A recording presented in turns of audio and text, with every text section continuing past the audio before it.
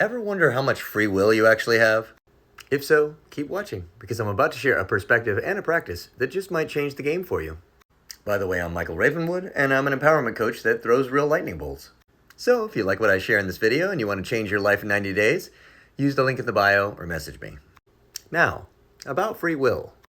Because the universe is so vast and infinitely complex, we have to acknowledge that it might be possible that everything that's happening now is just cascading as a series of responses to the things that happened before. And even the choices that we're making are a result of genetic evolution, which wasn't even part of our choice at all.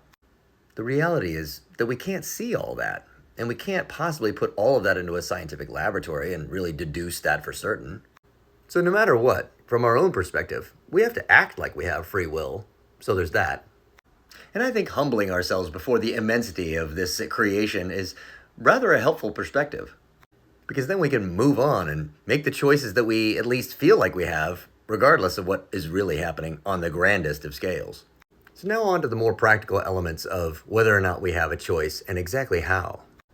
When you hear a particular piece of music, or say, put Rocky Road ice cream in your mouth, do you really get to decide whether you like that or not?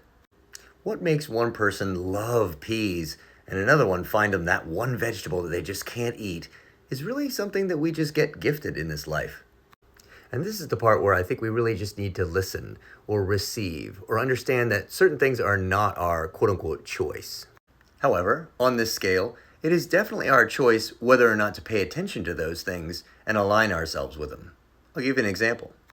Let's say the people in your life when you were young told you that this kind of job or that kind of job is really the job that is most desirable. It's the thing that makes a lot of money, or whatever it is that's about that job that they say is valuable. You've kind of bought into that. Let's say you even go to school for that and you work really hard and you put your nose to the grindstone and you make it happen and you finally get out into the world and you get a job doing that thing. And then you find that you hate it. That all that abstract stuff in school was one thing, but when you actually get to doing the thing that you've been trained to do, you really don't like it. Now, some people in that situation will choose to stay in misery for decades, maybe sometimes till their health breaks down before they make a different choice. Whereas you can choose immediately to start taking steps to set that down and pick up something new and beautiful. So the heart of this message is that love is a gift. All the things that we really appreciate, all the experiences that are beautiful, they're just given to us. We didn't choose them. We didn't choose to be born. We were given this life to live.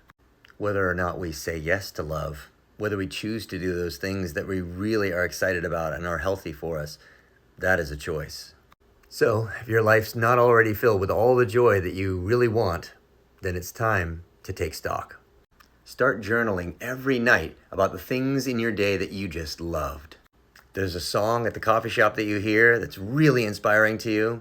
Use the Shazam app and find out what that song is and bring it into your life. Pay attention to who it is in your life around whom you feel really whole and complete, that really love and support you.